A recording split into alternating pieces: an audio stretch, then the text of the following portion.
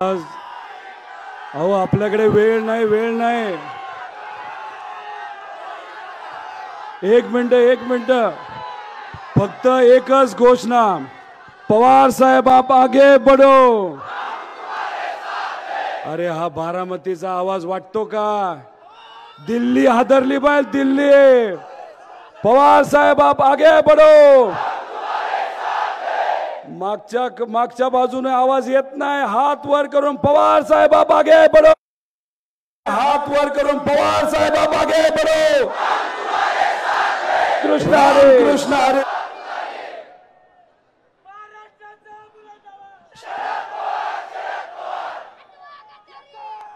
वाजवा तुतारी. आज वेळ नाही आपल्याकडे, वेळ नाही. सुप्रियाताईंची आज 4 तारखेची विजयाची सभा कशी असेल त्याचं ट्रेलर आज इथं या ठिकाणी आपण सर्वांनी दाखवून दिला.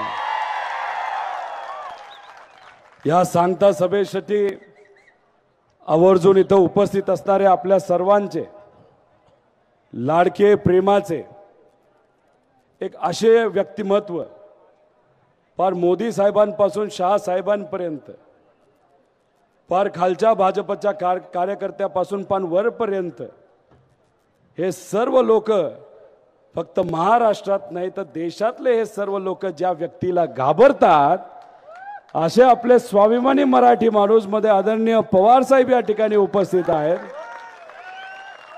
इथं उपस्थित असणारे सर्वच मान्यवर, सर्व पक्षाचे पदाधिकारी, कार्यकर्ते, इथं काकी उपस्थित आहेत, कुटुंबीय उपस्थित आहेत, पत्रकार व आपल्या बारामती व आसपासच्या परिसरामध्ये राहणारे सर्व स्वाभिमानी नागरिक बंधू आणि भगिनींनो,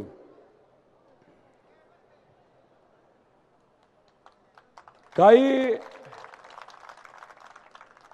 लोक असे म्हणतात की पवार साहेब एक भटकती आत्मा आहे.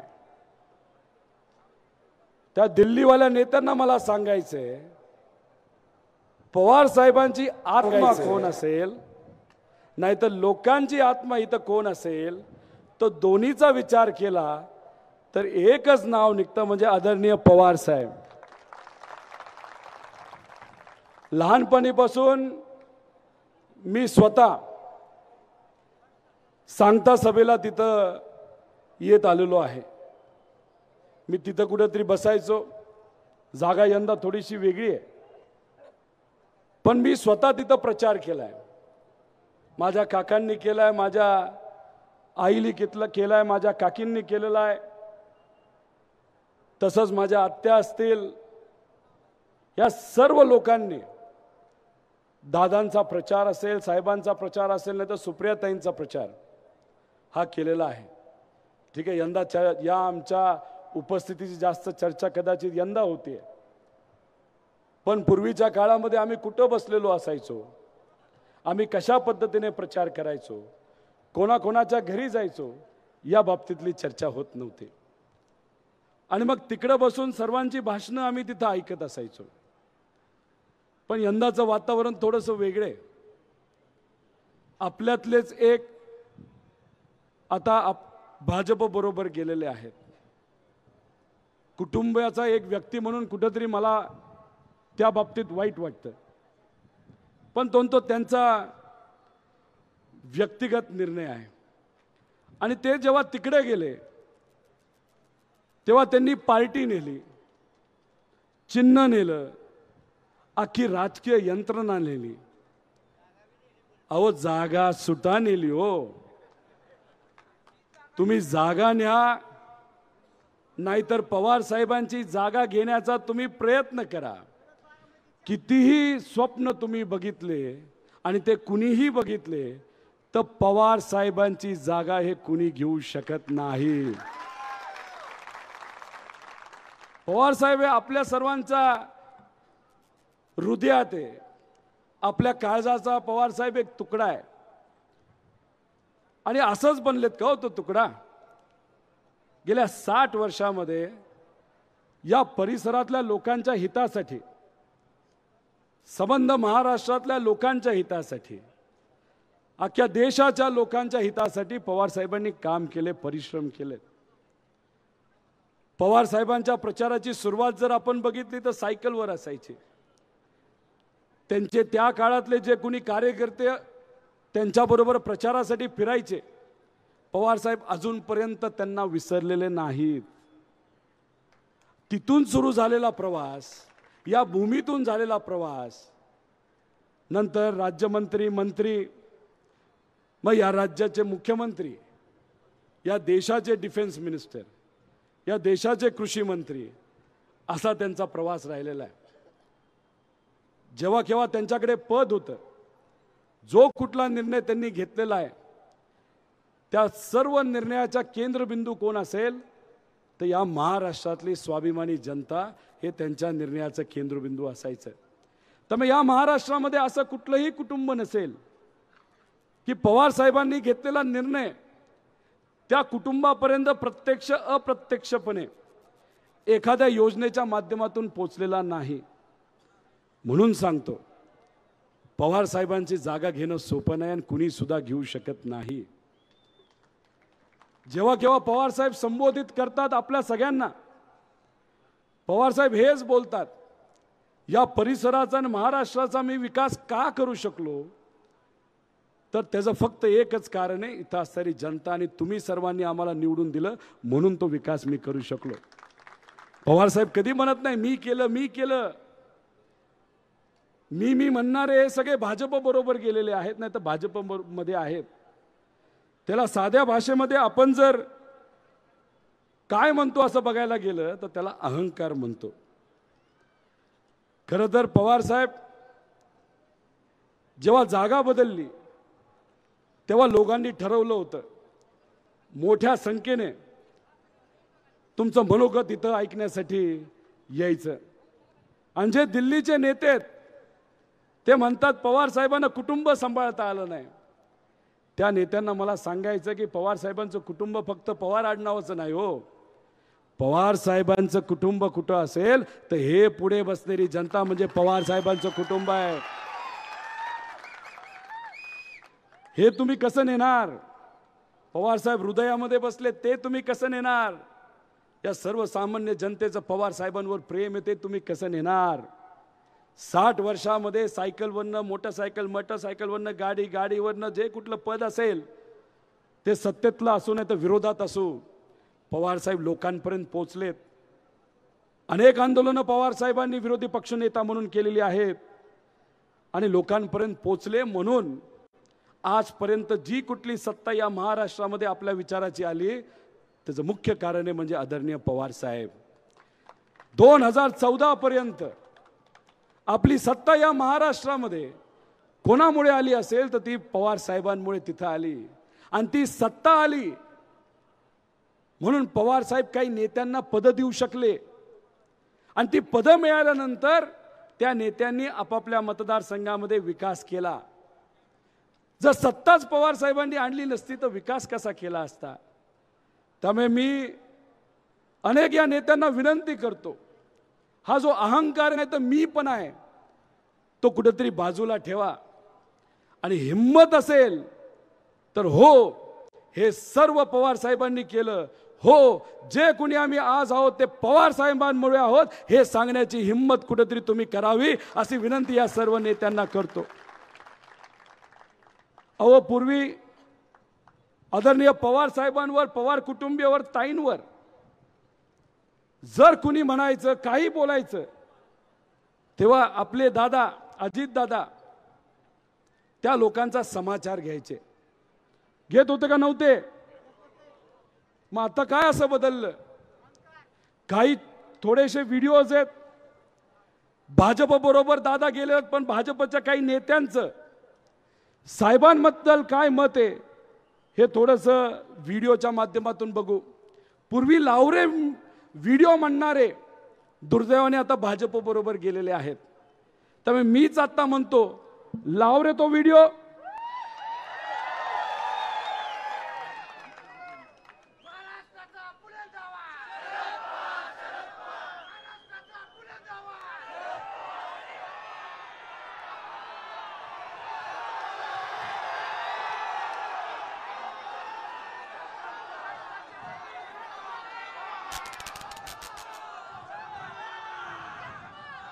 अहो आवाज कुठे हो?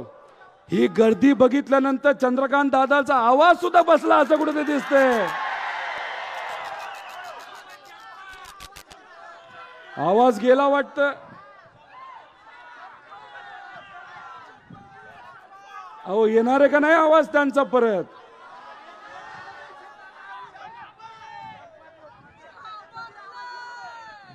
बर जेव्हा आवाज येईल तेव्हा कुठेतरी आपण ते सर्व व्हिडिओ बघू. अहो बघा ना, मोदी साहेब महाराष्ट्रामध्ये आल्यानंतर पवार साहेबांबद्दल बोलतात, शहा साहेब बोलतात, चंद्रकांत दादा बोलतात, देवेंद्र फडणवीस साहेब बोलतात. हे सगळे छोटे मोठे नेते तिथं पवार साहेबांवर बोलतात. त्याचं कारण माहिती आहे का आपल्याला?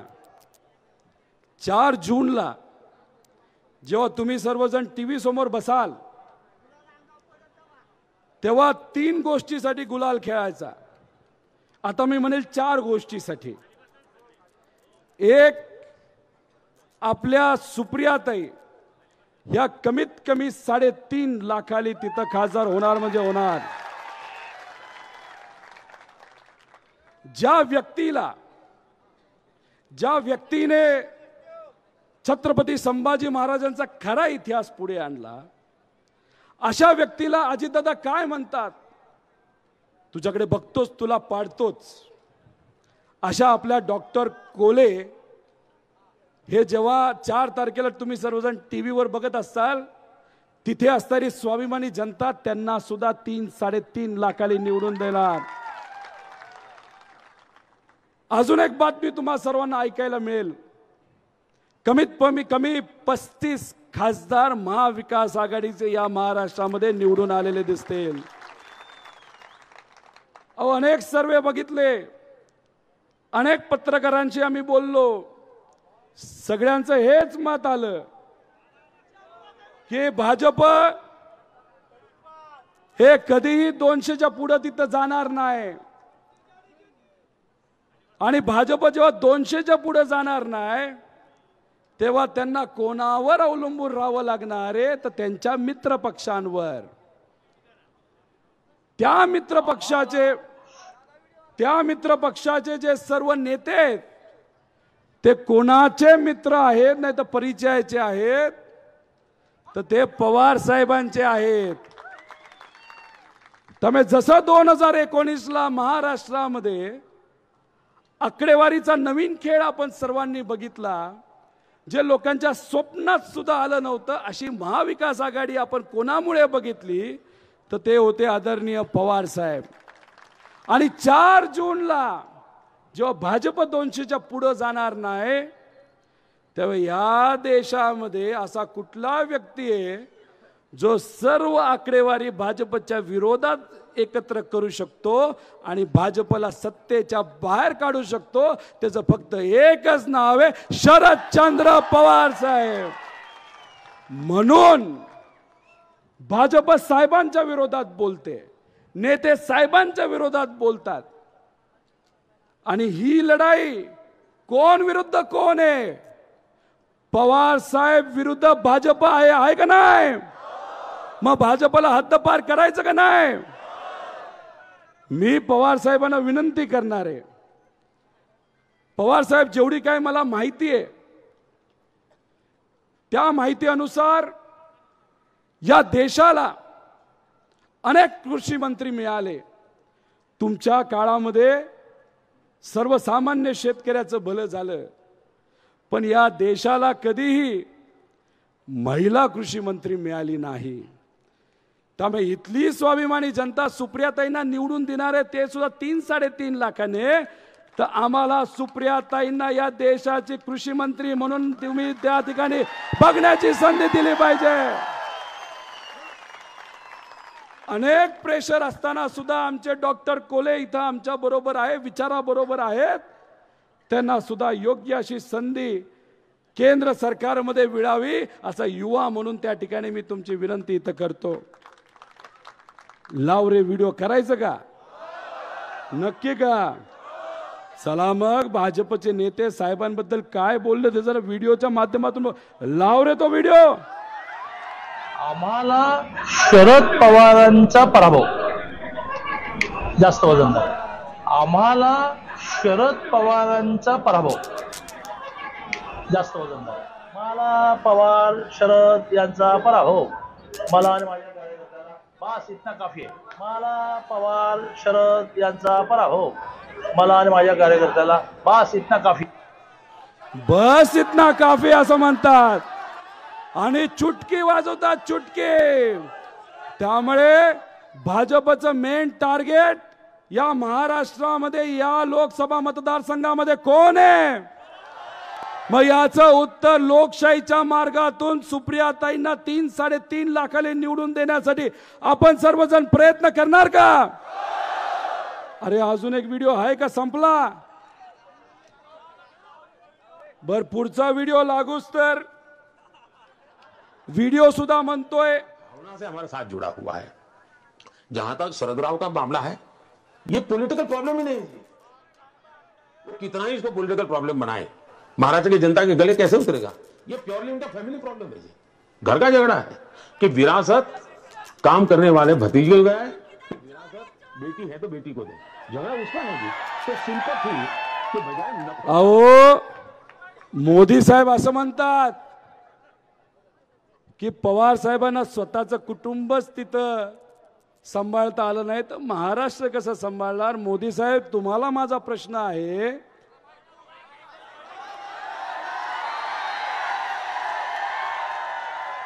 बस इतना ही काफी आहे. तुम्हाला माहिती काय परिस्थिती आहे. तुम्हाला खऱ्या अर्थाने या देशाला जर सांभाळायचं असतं ना तर तुम्ही आमच्या युवांना नोकऱ्या दिल्या असत्या, आमच्या शेतकऱ्याच्या हिताचे निर्णय तुम्ही घेतले असते, खताच्या किमती कमी केल्या असत्या, गॅसच्या किमती कमी केल्या असत्या, पेट्रोल डिझेलच्या किमती कमी केल्या असत्या. या देशामध्ये महिलांच्या विरोधात जे अत्याचार वाढत चालले ते तुम्ही कुठेतरी कमी केले असते. अहो हेच ते मोदी साहेब ज्याच्याबद्दल अजितदादा काय म्हणतात की एक फोन केला की काम होतं.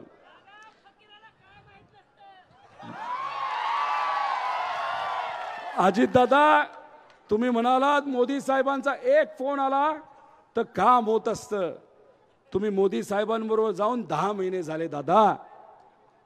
आमच्या कांद्याचा प्रश्न सुटला नाही दादा, आमचा दुधाचा प्रश्न दादा सुटला नाही, रेट नाही वाढले, खताच्या किमती वाढल्यात दादा, आमचे हेच कष्टकऱ्याची मुलं आज बेरोजगार आहेत दादा, आमच्या ड्राय भागातले इथं अनेक लोक विविध तालुक्यातून आणि खास करून बारामती तालुक्यातून आले दादा. 8 महिन्यामध्ये तुम्ही पाणी देऊ शकला नाही दादा. दादा मग मोदी साहेबांचा फोन कशासाठी येतो. तुमच्यावर ही कारवाई करेल ती कारवाई करेल नाही तर हे माझ्याकडे हे सांगण्यासाठी फोन येतो का. त्यामुळे याला विकास म्हणत नाही, याला उत्तर आपण कशातून देणार आहे, कशातून. बरं अजून एक व्हिडिओ आहे का. 6 पर्यंत सभा चालणार आहे. मी 5 मिनिटं इथं घेतो आणि तुम्हाला सांगतो सभा आहे का. घरी जावा स्वयंपाक करा. खासदार आहात ना तुम्ही, कळत नाही कळत नाही एक सिस्टम. अहो हे चंद्रकांत दादा इथं काय म्हणतात माहिती. सुप्रियाताईंच्या बद्दल तुम्ही महिला आहात, घरी जावा, जेवण बनवा, बांगड्या घाला असं ते म्हणतायत. ही जागा आपल्याला अशीच नाही मिळाली हो. आपण तिकडं पत्र दिलं होतं की आमची सांगता सभा पूर्वीच्याच जाग्यावर व्हावी, पण हे भाजपचं सरकार आणि सत्तेत असणाऱ्या लोकांनी आपलं पत्र पहिलं असताना सुद्धा आपल्याला जागा तिथं दिली नाही. म्हणून मग आपण काय केलं, आमच्या सर्व माता भगिनी एकवटल्या आणि एकत्र येऊन 10,000 महिला 3 तारखेला त्या मैदानावर जाऊन तिथं सभा घेतली. त्यामुळे दादांनी सुद्धा द्रौपदीबद्दल चुकीचे शब्द तिथं काढले आणि तुम्ही महिलांना कमी समजता. अहो तिथं जी सभा चालली आहे त्या सभेपेक्षा 5 पट गर्दी आमच्या या होतकरू महिलांनी तिथं केले होते. त्यामुळे महिलांना तुम्ही कमी समजू नका. आमच्या वाघिणी आहेत या आणि त्यांनी हे इलेक्शन आता हातात घेतलंय आणि स्वाभिमान राखण्याची जबाबदारी आमच्या या माता भगिनीने युवांनी आणि वडीलधाऱ्यांनी तिथं घेतलेली आहे.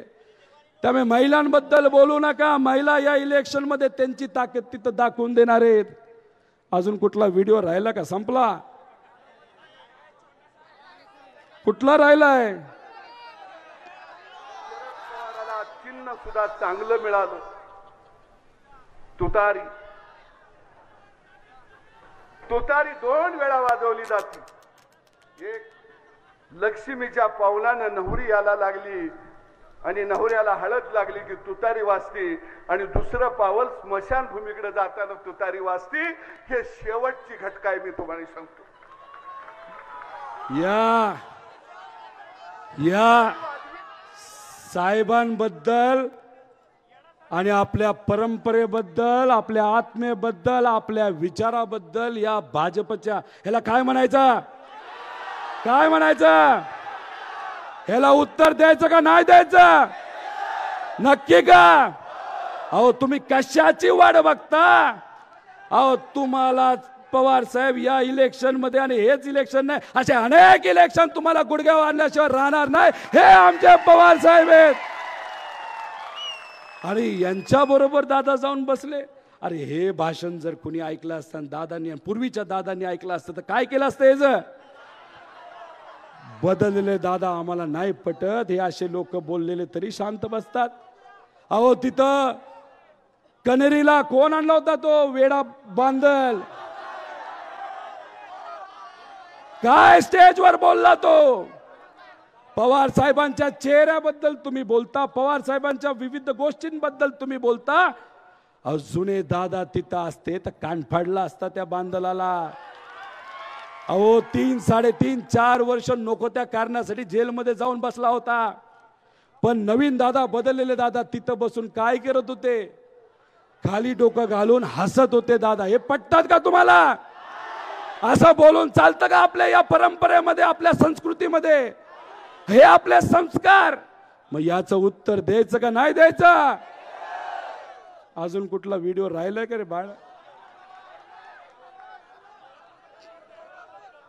तालुक्यातील माळेगाव येथील राष्ट्रवादी काँग्रेसचे नेते रविराज तावरे यांनी विविध ठिकाणी घेतलेल्या कोपरा सभा वादाच्या भोवऱ्यात सापडण्याची शक्यता आहे. या सभांमध्ये फोडण्यात आलेल्या मडक्यांवरून सभांमध्ये मडकी फोडणे हे जाणून बुजून केली जात असल्याचा त्यांचा दावा असून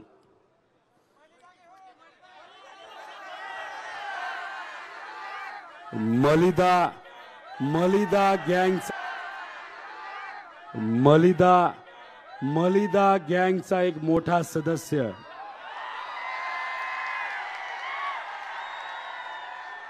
काय केलं?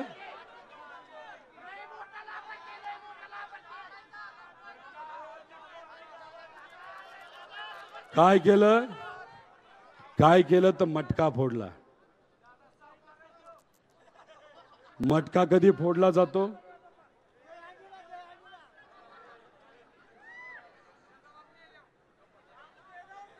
तुम्हाला माहिती ना कधी फोडला जातो? अहो जेव्हा पक्ष फुटला, मी आणि काही कार्यकर्ते पदाधिकारी साहेबांबरोबर बसलो होतो. साहेबांशी आम्ही चर्चा करत होतो, बोलत होतो. साहेब टीव्हीकडे बघत होते, चेहऱ्यावर त्यांनी नाही दाखवलं. टीव्हीकडे बघत बघत आम्ही काही प्रश्न केले, त्यांनी त्याचं उत्तर दिले. आणि बाहेर जाण्यापूर्वी त्यांनी आम्हाला सांगितलं, तुम्ही अजिबात काळजी करू नका. हा जो आपला स्वाभिमानी महाराष्ट्र आहे ना, तो आपल्याला घडवायचा आहे. आणि तो घडवत असताना, नाही तर घडवण्यासाठी आपल्याला नवीन पिढी तयार करायची, नवीन पिढीला ताकद द्यायची आहे. आणि जोपर्यंत नवी पिढी ही ती जबाबदारी घेत नाही, नाही तर जबाबदारी घेण्याच्या लेवलची होत नाही, तोपर्यंत मी माझे डोळे मिटणार नाही, असे पवार साहेबांचे शब्द होते.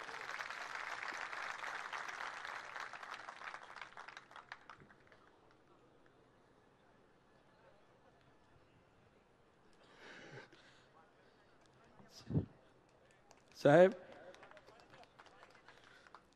मी तुम्हाला विनंती करतो, काय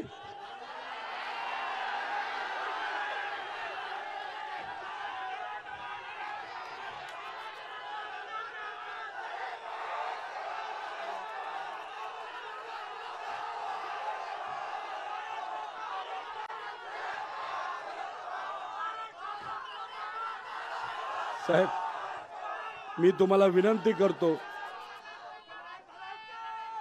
हे जे वक्तव्य तुम्ही केलं ते कृपा करून तुम्ही परत करू नका. तुम्ही आमचा जीव आहात, तुम्ही आमची आत्मा आहात. जे जे लोक तुम्हाला त्रास देतात, जे जे मोठे नेते किती असले तरी तुमच्याबद्दल काही ते बोलले तरी ही सामान्य जनता आणि आमच्यासारखे छोटे मोठे कार्यकर्ते आणि पवार अख्खं कुटुंब तुमच्या बरोबर आहे.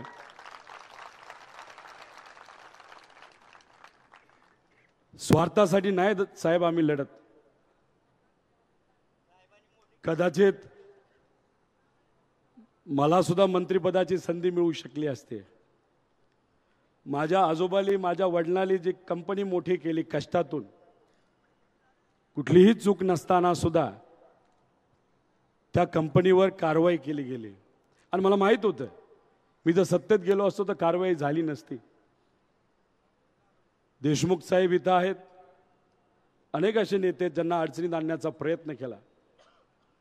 साहेब, आम्ही सत्तेसाठी तुमच्या बरोबर नाही साहेब, आम्ही सर्वजण विचारासाठी तुमच्या बरोबर आहोत.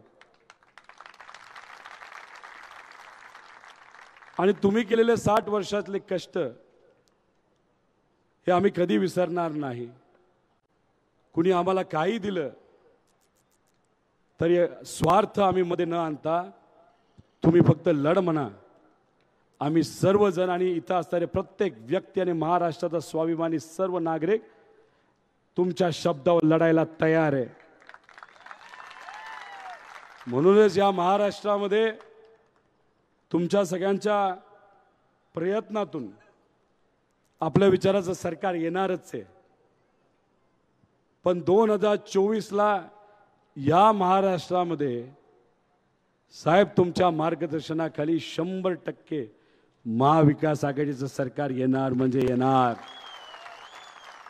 आणि ही जनता कितीही त्यांनी शिव्या खाल्ल्या, कितीही दबाव त्यांच्यावर टाकला गेला, आम्ही पाणी आणणार नाही, पाणी सोडणार नाही, तुम्ही आम्हाला मतदान नाही केलं तर तुमच्यासाठी पाण्याची योजना आणणार नाही. साहेब, जे कुठले शब्द आपण सर्वांनी इथं या लोकांना दिलेले आहेत, सुप्रियाताईंनी दिलेले आहेत, महाविकास आघाडी सरकार आल्यानंतर ते 100% पूर्ण आपण करणार म्हणजे करणार. साहेब, हे नेते काय म्हणतात ताईंना, आखी राजकीय यंत्रणा घेऊन गेल्यानंतर ताई एकटी पडली. रक्ताचं नातं असणारा भाऊ काही कारणास्तव नाही तर त्यांचं साम्राज्य टिकवण्यासाठी, त्याच्यावर ज्या काही कारवाई ज्या साम्राज्यावर झाल्यात त्याच्यासाठी म्हणजे स्वार्थापोटी ते पलीकडे गेले असले तरी इतर रक्ताचे नाती असणारे भाऊ आणि त्यांचं अख्खं कुटुंब ताईंबरोबर आहे. आणि सगळ्यात महत्वाचं, रक्तापेक्षा हे जे सर्व पुढे बसणारे प्रेमाचे भाऊ आणि बहीण सुप्रियाताईंबरोबर आणि तुमच्या बरोबर आहे. त्यामुळे तुम्ही त्या बाबतीत निश्चिंत राहा असं माझ्यासारख्या कार्यकर्त्याला त्या ठिकाणी वाटतं. अहो साहेब, हे एक वटवृक्ष आहेत आणि तुम्हा आपल्या सगळ्यांना माहिती आहे, वटवृक्षाला पारंब्या असतात. आणि शेकडो पारंब्या असतात आणि कधी कधी पारंब्याला सुद्धा असं वाटतं अरे पूर्ण झाड हे आपल्यावर अवलंबून आहे. त्यामुळे 1-2 पारंब्या तरी कुणी तोडल्या नाही तर बाजूला घेऊन गेले तरी वडाच्या झाडाला काही होत नसतं. आणि आपल्या सगळ्यांचं वडाचं झाड म्हणजे आदरणीय पवार साहेब आहेत. जाता जाता मी फक्त आपल्या सर्वांना एवढंच सांगेल, हे आत्ताचे नेते फक्त तुम्हाला आश्वासन देत आहेत. ड्राय भागातलं पाणी असेल नाही तर इतरही तुमच्या सगळ्यांचे जे कुठले विषय असतील, आणि इंदापूर असू द्या, बारामती असू नाही तर दुसरा कुठलाही तालुका असू दे, MIDC असू दे नाही तर कुठलाही विकासाचा प्रश्न असू द्या, पवार साहेब आहेत, ताई आहेत आणि हे सर्व नेते तुमच्या बरोबर आहेत. आणि मी पळणारा व्यक्ती नाही. पळणारा असतो तर कधीच निघून गेलो असतो.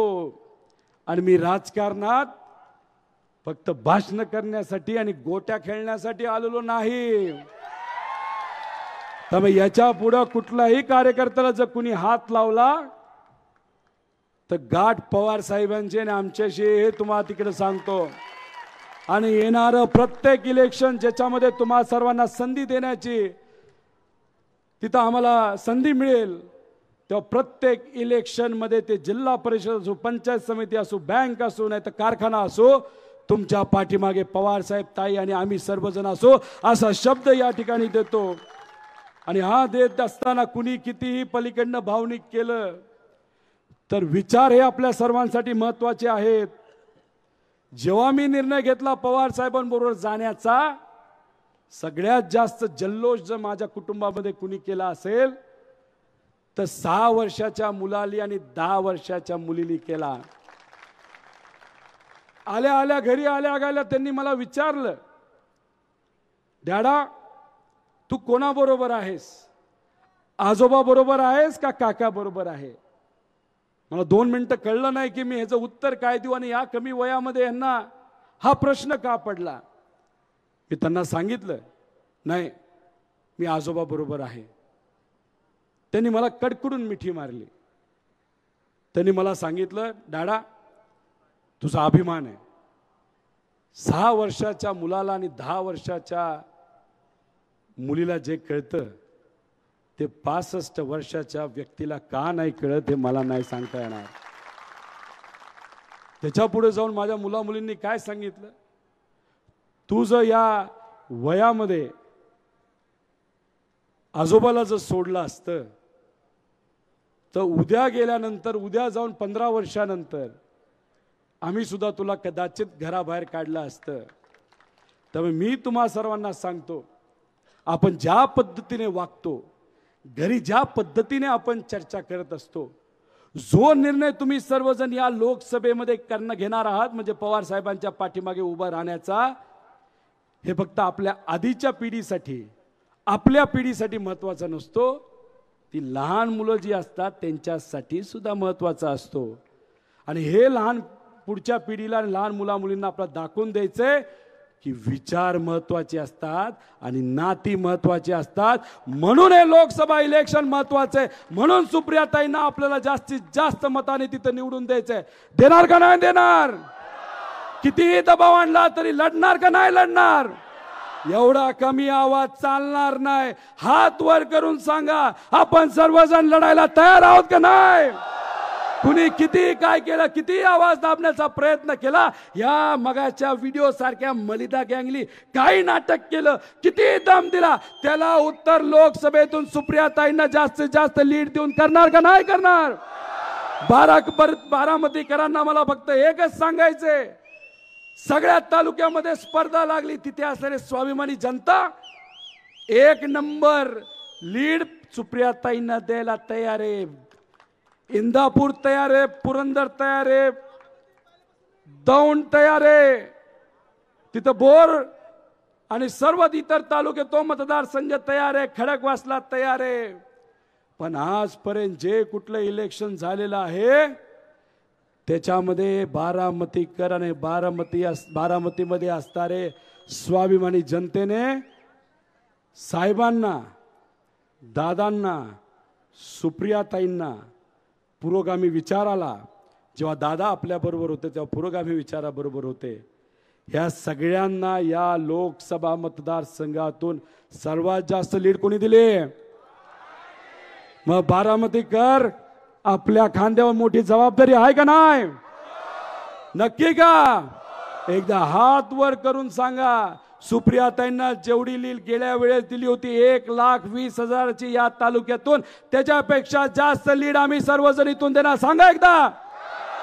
नक्की का? सुप्रियाताईंना 2019ला कोणाच्या विरोधात तुम्ही लीड दिले होते? भाजपच्या विरोधात. अजितदादांना विधानसभेमध्ये तुम्ही कोणाच्या विरोधात लीड दिली होती? 1,65,000चे. मग तुम्ही सर्वांनी अजितदादांना, सुप्रियाताईंना भाजपच्या विरोधात जर लीड दिली होती तर सुप्रियाताई आणि पवार साहेब भाजप बरोबर गेलेत का? मग दादांनी निर्णय जो घेतलाय तो स्वहितासाठी आणि स्वतःचं साम्राज्य टिकवण्यासाठी तिथं जर घेतला असेल, पण तो निर्णय घेत असताना ज्या स्वाभिमानी जनतेने भाजपच्या विरोधात दादांना 1,65,000ची लीड दिली होती, दादांनी निर्णय घेत असताना इथं असणाऱ्या स्वाभिमानी जनतेला विचारलं होतं का मी भाजप बरोबर चाललोय? विचारलं होतं का? मग आपली जबाबदारी आहे. आता गेल्या 60 वर्षामध्ये तुम्ही सर्वजण नेहमी भाजपच्या विरोधात आणि पुरोगामी आणि शिवशाहू फुले आंबेडकरांच्या, पुण्यश्लोक अहिल्यादेवी होळकरांच्या आणि अण्णाभाऊ साठेंच्या विचाराबरोबर आपण सर्वजण राहिलोय. आणि तेच उत्तर या लोकशाहीच्या माध्यमातून या लोकसभेमध्ये आपल्या सर्वांना द्यायचं का नाही द्यायचं? आणि तुमच्या सर्वांचे नातेवाईक ज्या ज्या तालुक्यामध्ये, ज्या ज्या मतदारसंघामध्ये, जसं डॉक्टर अमोल कोल्हे असतील तिथं माढा असेल, नाहीतर नगर दक्षिण असेल, तिथं सुद्धा आपल्या सगळ्यांना आपल्याच विचाराचा प्रचार करायचा. तो तुम्ही करणार का?